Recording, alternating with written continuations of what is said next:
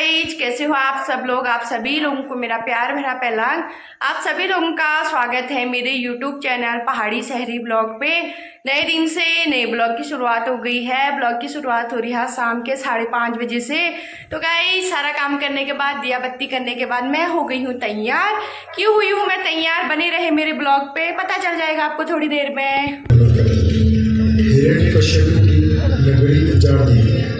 उसकी पत्नी का यादों को बंदी बना दिया गया। नमस्कार।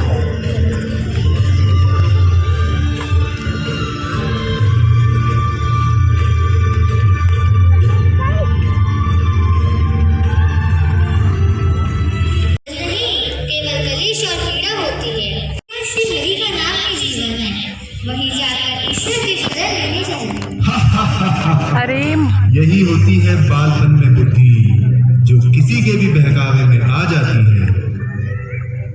हे दैत्यों, प्रहलाद की सुरक्षा गुरुकुल में और अधिक सख्त करो। कोई वैष्णव भेष बदल कर उसके पास न पहुंच पाए, उसे और भटकाने न पाए।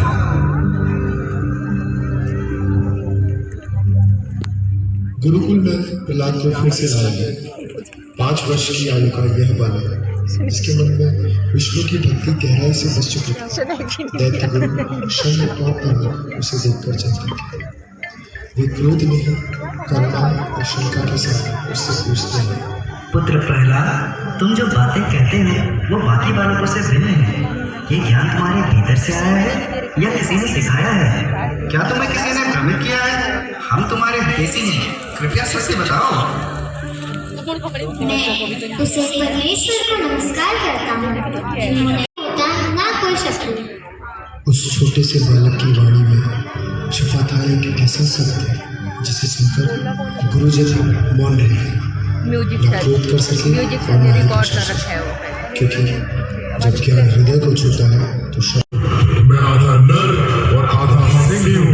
मेरा नाम नरसिंह है और मेरे हाथ में न कोई अस्त्र है न कोई शस्त्र। मैं अपने नाखूनों से तेरा हृदय छीनने आया हूँ, तेरा वध करने आया हूँ दुष्ट।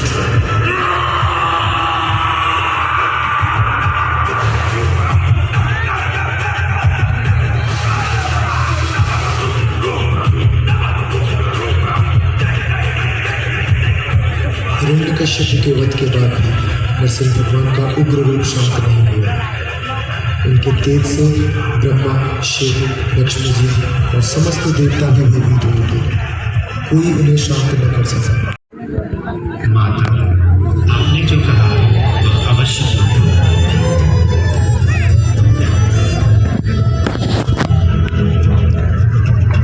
इसी प्रकार मर्यादा पुरुषोत्तम श्री राम ने पिता के वचन की रक्षा करके वनवास को भी प्रसन्नतापूर्वक स्वीकार कर लिया।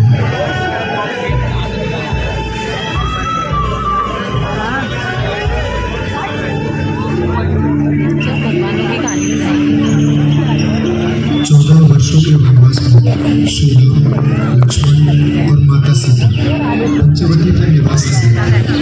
माता सीता ने अपनी कुटिया के पीछे एक सुंदर बगीचा बनाया। उस बगीचे में उन्होंने कई रंग बिरंगे पंछी, चंचल गिलहरियां और मासूम खरगोश बनाया और उन्हें अपने बच्चों की तरह स्नेह देती थी। इसी बीच लंका का राजा रावण माता सीता का हरण करने के लिए षड्यंत्र रचा था।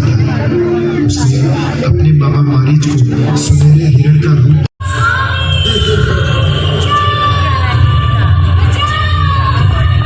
रावण के हाथों तुम्हें कोई नहीं बचा सकता।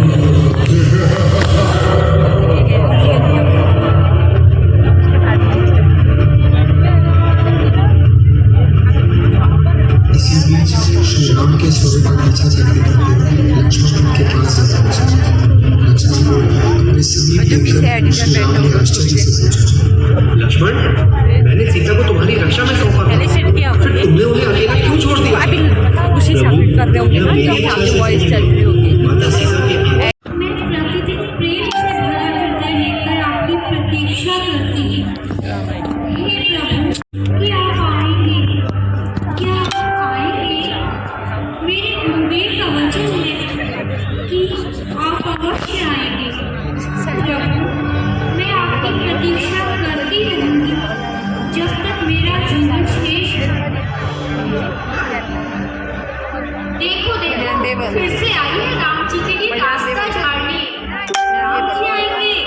वो भी उसके लिए यही रह गया है, बूढ़ी हो गई पर हो नहीं गया इसका सपना देखने का।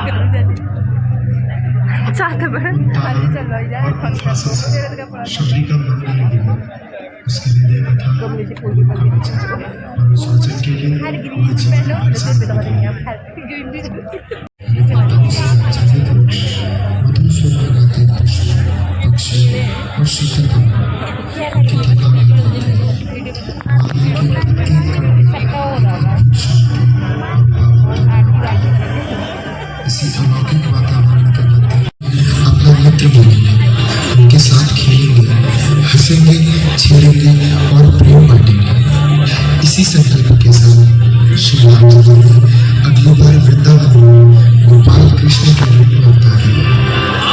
उतार कर अपने जीवन को सफल और सुंदर बना सके। At a time when society is facing challenges like stress, competition, and loss of values, it's necessary to remind ourselves and our children. Going back to the spiritual world doesn't mean moving away from modern life, but learning to live it with peace, mindfulness, and gratitude. आपको यह जानकर हर्ष होगा कि इस वर्ष से हमने अपने जूनियर्स और सीनियर्स के लिए अलग-अलग कंप्यूटर लैब की व्यवस्था की है। इसके साथ साथ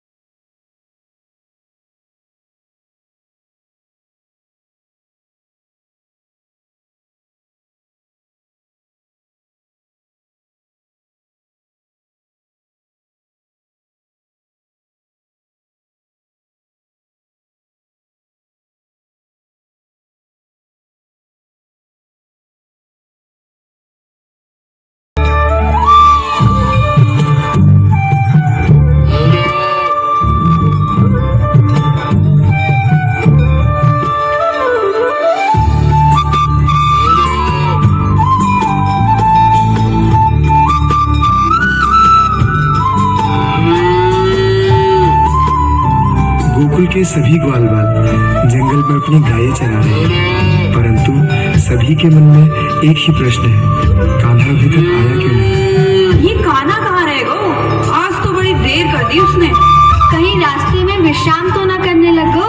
विश्राम? कान्हा करे वो विश्राम? जरूर मोर कुटी में गोपियन संग रास रचारो होगो। हाँ, श्री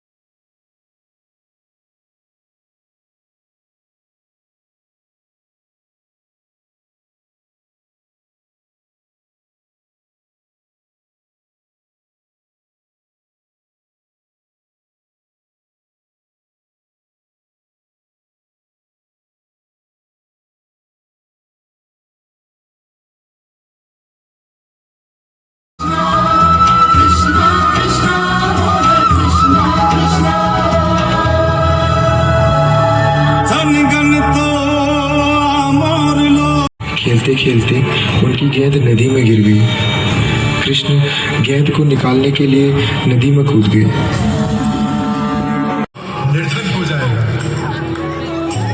जिस समय भृगु ऋषि श्राप दे रहे थे, सुदामा वहीं एक पेड़ के पीछे बैठकर कुछ पुष्प तोड़ रहे थे।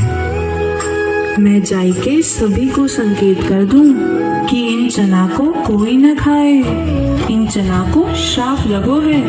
लेकिन तभी गुरुकुल जाते समय सुदामा ने देखा कि अपने दोनों कमर में पोटली बांधकर कृष्ण चले आ रहे हैं। कान्हा, तू कहाँ जा रहा है? आज तोकू और मोकू वन में जावे की सेवा मिली है। मोहे और तोहे वन से पुष्प और तुलसी तोड़कर लानी है, लकड़ी तोड़कर लानी है। ये देख, गुरु मैया ने खावे की काजे चना भी दिए हैं, दोनों प्रेम से पाएंगे और वन से बढ़िया सब कछु लेके आएंगे। आज सभी बालकर में हमारी बारी आई है वन में जावे की। मेरो कन्हैया कहूँ खा ना ले, अगर इन चना को फेंक दूं तो अंकुराई के पौधा बन जाएगो, जो भी खाएगो लक्ष्मीहीन है जाएगो, और अगर मेरो कन्हैया खा लेगो तो वो भी लक्ष्मीहीन है जाएगो। कान्हा सुन, तू बाकी को सामान रख अपने पास और ये पोटली मोहे दे दे, मैं बांधू अपने कमर में। क्यों? मैंने बात तो रखी है। तेरो भरोसा ना है, तो ये भूख लगेगी तो तू मेरो चना खा जाएगो। ला मोहे दे, जब भूख लगेगी तो दोनों मिल बांट के खाएंगे। सुदामा जी ने जिद करके दोनों पोटली अपने पास में रख ली।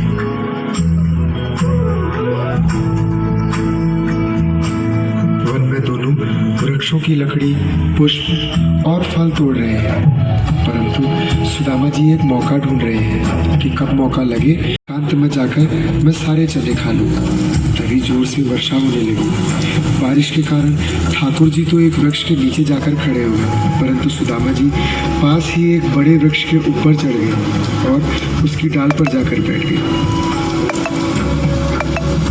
ओ सुदामा, यहाँ खड़े है जा, बहुत वर्षा है रही है।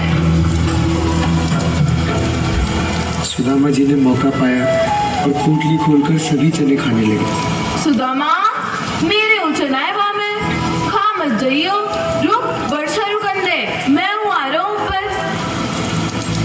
परंतु सुदामा जी के नेत्रों से अश्रु बह रहे हैं और वे मन ही मन विचार कर रहे हैं। लाला, तू सदा प्रसन्न रहे, मेरे वट की लक्ष्मी भी तेरे पास आ जाए, तेरो जीवन में कभी कोई कष्ट ना आवे, कभी उदास ना होवे, कभी दुखी ना होवे। यही मेरी मृत्युता को उपहार मैं तुझको देना चाहता हूँ। कुछ देर बाद जब बारिश थम गई, कृष्ण सुदामा की ओर बढ़े, मन में यह सोचते हुए कि यह सुदामा आखिर मेरे चने क्यों खा गया। सुदामा, तू एक बार भी विचार नहीं कियो, मेरे वो चना भी खा गो। मोहे माफ कर दे लाला, भूख ज्यादा लगी या मारे खा गो। समय बीत गया। नन्हे कृष्ण अब बड़े होकर द्वारिका के महलों में राज करने लगे और सुदामा जी महाराज फटी टूटी झोपड़ी में रहते हैं, उधरी हुई धोती पहनते हैं। अन्न और जल का तो कोई ठिकाना ही नहीं, लेकिन उनके हृदय में मित्रता और भक्ति का उजाला उतना ही गहरा और प्रगाढ़ था। स्वामी, द्वारिकाधीश तो आपके मित्र हैं, आप जाते क्यों नहीं उनसे मिलने? कहीं मेरी दशा देखकर कोई ये न सोचे गरीब है, भिखारी मांगने आया है, इसलिए मुझे अजीब लगता है। और दूसरी बात ये कि मैं तो कृष्ण का सखा हूँ और कृष्ण तो इतने बढ़िया वेश में रहते हैं और मैं ऐसे रहता हूँ, तो कोई मुझे देख के ये ना सोचे कि ये कैसा सखा है महाराज का। इसलिए मुझे लगता है कि मैं उनको यहीं से भज लूं, उनके पास ना जाऊं। नाथ, आपको मेरी सौगंध है, जाओ और द्वारिकाधीश से मिलकर आओ। जाऊं? कृष्ण ये तो नहीं सोचेंगे कि कहाँ से आ गया, कहीं मांगने आया है? नहीं, कृष्ण नहीं सोचेंगे, लेकिन उनकी पटरानियां, उनके राज्य के लोग हाथी तो नहीं सोचेंगे। सुदामा जी को बहुत संकोच हो रहा है, लेकिन पत्नी की सौगंध है तो निकल पड़े।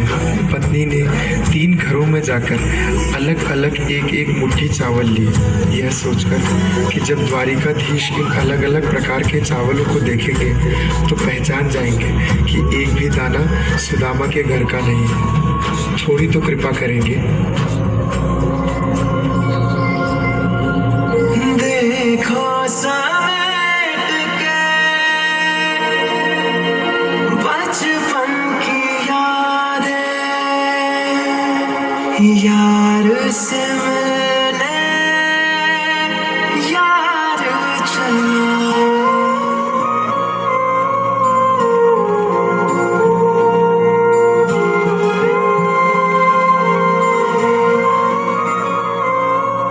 सुदामा जी महाराज धीरे धीरे चलकर द्वारिका की ओर जा रहे हैं। चलते चलते महीनों बीत गए। हे महात्मन, ये कौन सी नगरी है? हे ब्राह्मण देवता, ये द्वारिका नगरी है। ये द्वारिकाधीश श्री कृष्ण कहाँ मिलेंगे? सामने जो महल दिख रहा है ना, इसी के राजा हैं द्वारिकाधीश। आप यहीं चले जाइए।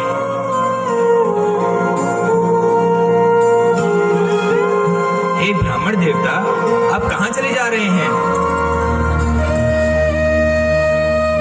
भगवान, मेरी फटी हुई धोती, मेरे दुबले पतले तन को देख अब ये मत सोचना मैं गरीब हूँ, कुछ मांगने आया हूँ। पहले ही बता देता हूँ, कृष्ण मेरा सखा है। हम दोनों एक साथ गुरुकुल में पढ़े हैं। मेरा नाम सुदामा है। आज अपने सखा से मिलने आया हूँ। आप कृपा कर उनको ये जाकर बता दीजिए। और सुनिए, यदि वो बहुत व्यस्त हो तो उनको परेशान मत करना। आपके इतने बड़े महल में